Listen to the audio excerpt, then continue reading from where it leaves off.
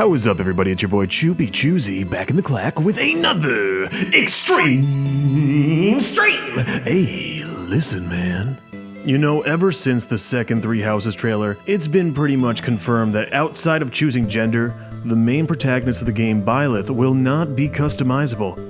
This is a safe assumption since we have pre-rendered cutscenes with the protagonist in the latest trailer, and I really doubt that intelligent systems would either A, render multiple CGIs of all possible custom character composites, or B, let you customize and just keep the Byleth in the pre-rendered cutscenes stock.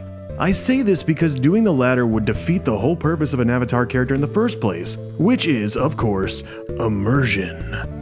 So if all we can do is choose Byleth's gender and assumably name, does this mean they're going to be an avatar? Does this mean they're going to be a projection of the player's point of view? Does this mean that Byleth is meant to represent us, the player? Now, there has been tons of debate on this subject from Reddit to RedTube, and even searching the promotional material on Nintendo of America's website, it would seem that PR is pushing that yes, Byleth is an avatar. But guys, these are the same people who said that the Switch was a home console in a desperate attempt to not cannibalize the 3DS's market relevance, and people believed it! It's got a screen and a battery. How stupid are you? Me? I'm a little stupid, but I'm also a little skeptical. The fully customizable avatar is a great selling point to a potential audience. Intelligent Systems has realized this, which is why since its first inception in Fire Emblem New Mystery of the Emblem, it's been pushed further front stage with each consecutive release, barring the Gaiden remake. Many people play RPGs to become immersed in a world unlike their own, and to have their actions impact that world. So when a PR team uses pronouns like "you are responsible" and "your students' lives depend on your leadership," it goes without saying that they're trying to sell you on that power fantasy that's appeal to a mass audience is hard to deny. But let's finally answer the main question of this video. Is Byleth going to be an avatar? And in my honest opinion, that's a big NO from the Choopster. At least in the sense of what we've come to expect from an avatar unit in Fire Emblem to this point. Chris, Robin, and Corrin, characters that tried so hard to sell the premise, this person is you.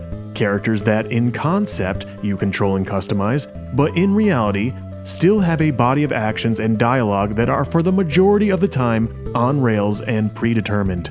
I think it's the premise of the avatar, in contrast to its actual execution in Fire Emblem, which is why many, including myself, see these characters as immersion breaking rather than simply immersive. In my opinion, these characters which are not labeled specifically as avatars, do a better job of representing the player's point of view than any self-insert has to this point. A common criticism for lead protagonists in Fire Emblem is that they lack any character depth. They are bland, white bread, elevator music incarnate, and for the most part that criticism is fair, but I think that's mainly a byproduct of their design, to share perspective with the player. A player who did not grow up in whatever world the game takes place in. It doesn't matter how much chronology you throw at the player, they will have zero investment at the start of a game's story, until they are given a reason to be invested. Game designers know this. It's why amnesia is such an overused trope. Fire Emblem usually hides it a bit better by keeping the main protagonist's backstory super trivial and light. Prince of a noble kingdom, farm boy, small town mercenary. It's shallow for sure, but it works incredibly well to keep the main protagonist relatable to the player. Even characters like Ike, who is largely considered to be one of the most dynamic main lords and a departure from the usual established hero, still starts off as a blank slate.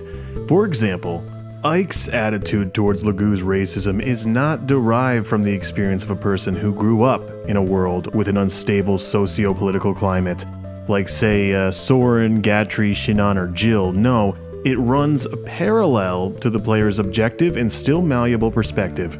We don't understand the racial tension between Bjork and Lagoo's. We just turned on the game yesterday. All we see as players is a group of kick-ass kitty cats saving the Grell mercenaries' asses, and so the event molds our perspective, and in tandem, Ike's perspective.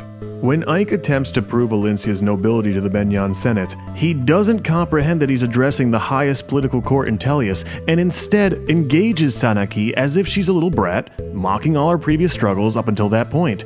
because to an unmolded perspective like Ike and the player, she is being a fucking brat and she is belittling our endeavors.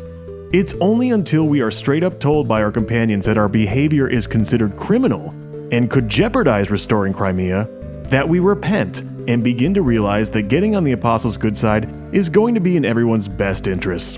Ike's character is dynamic and relatable at the same time because his experience is our experience. Sure, his actions and dialogue are predetermined, but they are built upon the same blank slate as the unknowing player and are molded by the events of the game as they are presented to us.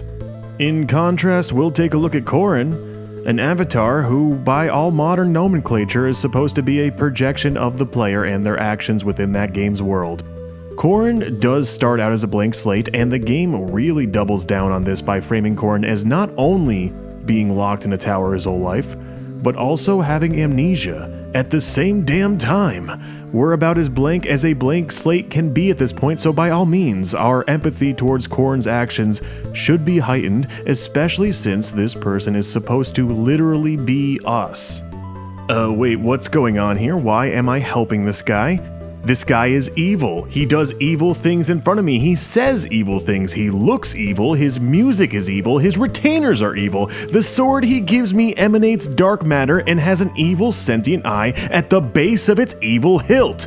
Why am I following this guy's orders? Even after Corrin finally comes to terms that Garen is evil, like 12 chapters after it's spelled out for us, Corrin's solution is to invade an innocent country, dismantle their whole way of life and leadership. Also, Garen can sit on a magic chair to make him good again. Needless to say, this is an absurd conclusion to come to. Yeah, I've meandered a bit to prove my point, but what it ultimately comes down to is this. The immersion and autonomy the Avatar seeks to achieve is incompatible with Fire Emblem's scripted narrative structure. Ultimately, the premise of an Avatar is more a detriment to immersion than a benefactor, and I think Intelligent Systems understands this now. Fire Emblem has always given us the ability to self-insert. We don't need a designated vessel to be engaged in the story. There are so many characters in even one game for us to relate to. The main lord was just set up as the easiest point of entry for us to get there. Even series creator Shozu Kaga once said, "I don't consider Marth to be the protagonist, except in the sense that if he dies, the game is over. It's totally fine to see the story as revolving around the particular characters that you're partial to."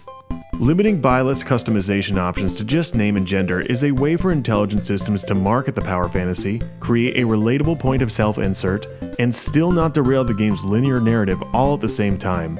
A balance that was always there before the insertion of avatars, but now Intelligent Systems can have their cake and eat it too, I guess. It's stepping away from the protagonist is you and towards you play as the protagonist. So while at this point me saying exactly how Byleth will interact with the world and its inhabitants is purely conjecture, I can at least say that it will not be a repeat of the abject failures and conceptual redundancies that the previous avatars brought to the game. Thanks for watching, guys. Let me know in the comments section what you think about the lack of character customization for Byleth and what its implications could be on the game. Or if you're viewing this 3 months after I release this video, how wrong and outdated my views are. Either or is appreciated. I know I don't usually make videos like this. I like to make stuff that's a bit more timeless in topic and presentation, but this has been bugging me for a while and I just had to get it out in some shape or form. I want to thank you guys either way. Make sure to like, comment, and subscribe. And until next time, stay frothy.